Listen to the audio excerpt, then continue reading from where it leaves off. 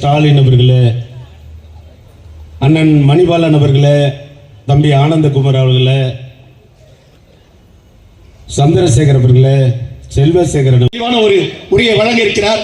இன்றைக்கு தந்தை பெரியார் இல்லை, பேரறிஞர் அண்ணா இல்லை, தலைவர் கலைஞர் தொகுதியுடைய மாண்புமிகு அமைச்சர் அவர்கள் மற்றும் நமது கும்மிடிப்பூண்டி சட்டப்பேரவை உறுப்பினர் அன்பு சகோதரர் கரகோஷத்தை வழங்க வேண்டும். அடுத்து நிகழ்ச்சியின் தலைமை உரையை நம்முடைய மாவட்ட கழக பொறுப்பாளர், தலைமை கழகத்துடைய மற்றும் மாநில நிர்வாக சிறப்புரை ஆற்ற வருகை தந்துள்ள இனிய பகலவன் அவர்களே, கழகத்தின் தலைமைச் செயற்குழு உறுப்பினர் மூர்த்தி அவர்களே, தமிழ்நாட்டின் நலனையும் எதிர்காலத்தையும் யாருக்காகவும் எதற்காகவும் விட்டுத்தர மாட்டோம். போராடும் தமிழ்நாடு வெல்லும், இதுவே ஒரே இலக்கு. நன்றி. ஒன்றியத்தை ஆண்டு கொண்டிருக்கிற பாரதிய ஜனதா இந்தியாவிலே பல்வேறு மாநிலங்களின் உள்ளே ஊடுருவி மெல்ல மெல்ல அங்கே ஆக்கிரமித்துக் கொண்டார்கள்.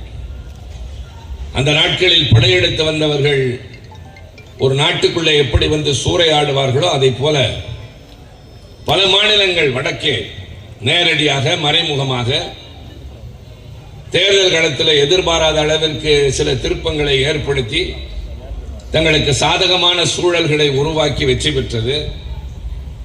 ஒருவேளை எதிர்கட்சி வெற்றி பெறுமையானால் சட்டமன்ற உறுப்பினர்களை விலைக்கு வாங்கி அந்த ஆட்சியை கைப்பற்றுவது என்று சற்றேறக்குறைய வடக்கே எல்லா மாநிலங்களையும் தங்களகத்தை கொண்டு வந்து விட்டார்கள்.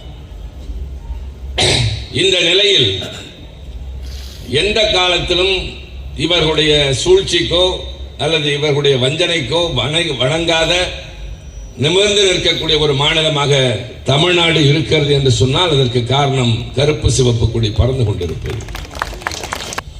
இதை விமர்சித்த பாரதிய ஜனதா கட்சி இதே திட்டத்தை அறிவித்துதான் இன்றைக்கு டெல்லியில் ஆட்சியை கைப்பற்றி இருக்கின்றார்கள். ஆக விமர்சிக்கிற போது நம்மை பல கோணங்களிலே வேறு மாதிரி சித்தரித்து விட்டு இன்றைக்கு அதுதான் வெற்றிக்கு வழி என்று அவர்களே எடுத்துக்கொண்டு போகின்ற அளவிற்கு நம்முடைய திட்டங்கள். இன்னும் கொஞ்சம் அதிகமாக சொல்ல வேண்டும் என்றால் 2 நாட்களுக்கு முன்னால் நம்முடைய தமிழ்நாடு அரசின் நிதிநிலை அறிக்கை சமர்ப்பிக்கப்பட்டிருக்கின்றது. ஒவ்வொரு வார்த்தையும் தேர்ந்தெடுத்து இன்றைக்கு கூட தலைவருடைய ஒரு காணொளி வெளியாகி இருக்கின்றது. நான் வருகிற வழியில் அதைத்தான் பார்த்து கொண்டே வந்தேன். உங்களில் ஒருவன் என்ற அந்த தலைப்பில் அவர் பேசுகிற போது நிதிநிலை அறிக்கையை பற்றி சொல்லுகிறார். முதலமைச்சருக்கு நிதி என்று வருகின்ற போது அதற்காக ஒரு ஆலோசனை குழு, நோபல் பரிசு பெற்றவர்களிலிருந்து ரிசர்வ் வங்கியின் முன்னாள் ஆளுநர் என்பவர் போன்றவர்களிலிருந்து எல்லோரும் கூடி உட்கார்ந்து, அது மட்டுமல்லாமல் கோட்டையிலே மாலை 7 மணி வரை இருந்து ஒவ்வொரு அமைச்சராக கலந்து பேசி அதற்கு பின்னால் வெடித்தெடுத்த நிதிநிலை அறிக்கை என்பதால் எல்லோராலும் பாராட்டப்படுகின்ற ஒரு நிதிநிலை அறிக்கையாக இன்றைக்கு வந்திருக்கின்றது. இன்றைக்கு உத்தரப்பிரதேசத்தில் 27,500 பள்ளிகள் மூடப்பட்டு இருக்கின்றன, தொடக்க நிலை பள்ளிகள். ஏன்? அந்த பள்ளிகளில் 50 பேர் கூட மாணவர்கள் இல்லாத காரணத்தால் 1, 2 அல்ல 27,500 பள்ளிகள் மூடப்பட்டு இருக்கின்றன. அவர்கள் படிக்கிற இந்தியை படிக்க சொல்லி நம்மை வற்புறுத்துகிறது ஒன்றியத்தில் இருக்கிற அரசாங்கம். அங்கே கல்விக்கூடங்கள் மட்டும் மூடப்படவில்லை.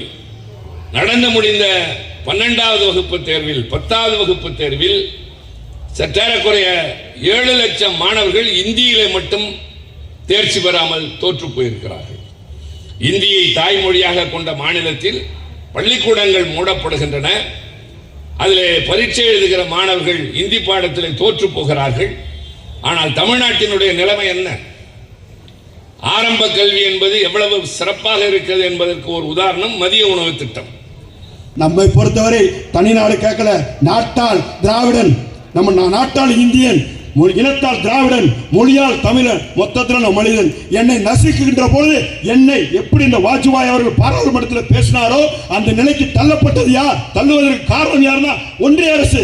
அப்படிப்பட்ட ஒன்றிய அரசு மூலம் ஏற்படக்கூடிய விளைவு நாளை பேரறிஞர் அண்ணா முதல் தன்னுடைய கன்னி பேச்சில் பாராளுமன்றத்தில் என்ன பேசினாரோ தனிநாடு கொள்கை அது இன்னைக்கு மீண்டும் எழுந்து வரும் நம்ம தமிழக மக்களிடம். அது போன்ற சூழ்நிலையை உருவாக்கக்கூடாது என்பதற்காக தான் இந்த தினம் மாண்புமிகு தமிழக முதல்வர்கள் தமிழகம் முழுவதும் கூட்டம் போட்டு அந்த கூட்டத்தை தன்னுடைய கருத்துக்களை தன்னுடைய தனித்தன்மையான கருத்து இதை பார்த்தோம் எல்லா மாநிலம் ஃபுல்லா இந்தியா முழுவதும் இருக்கின்ற தலைவர்களாம் ஏற்றுக்கிட்டான். மொழி பேச பீகார் மொழி போச்சு, குஜராத் இன்னைக்கு மொழி போச்சு, குஜராத்தி இழந்துட்டான், பீகாரை இழந்துட்டான், மராட்டி இழந்துட்டான், ஒவ்வொரு மாநிலத்துக்கு சொந்த மாநில எல்லா மொழியும் இழந்துட்டான். ஆனால் நம்ம மொழி இன்னைக்கு இருக்குன்னா உலகத்தில் இருக்க 7102 மொழிகள்ல ஏறக்குறைய இந்தியாவை மட்டும் இருக்கக்கூடிய 1628 மொழியில தொன்மையும் பெருமையை வாய்ந்த மொழி, இலக்கணம் இலக்கியம் உள்ள மொழி ஒரே மொழி தமிழ் மொழி. மோடி அவர்களே, தமிழன் வேலையை காட்டாத, நாங்க எதுக்கு தயாரா இருக்கோம், எப்படியாப்பட்ட உயிர் தியாகத்துக்கு தயாரா இருக்கும். ஆகவே மொழியை காப்போம். மொழியை காக்க மாண்புமிகு தமிழக முதல்வர் தளபதி அவர்கள் என்ன சொன்னாலும் அதற்காக உயிர் தியாகம் செய்ய நாமெல்லாம் தயாராவோம் என்பதை மீண்டும் ஒரு 1960 ஏற்பட்ட மொழிப்போர் மீண்டும் வரப்போகிறதற்காக தயாராக வேண்டும் என்று உங்களை எல்லாம் கேட்டுக்கொண்டு எனக்கு 3 கூட்டம் இருக்கு. ஆகவேதான் அண்ணன் கூட இருந்து கடைசி வரைக்கும் அவர் வழி அனுப்பணும்.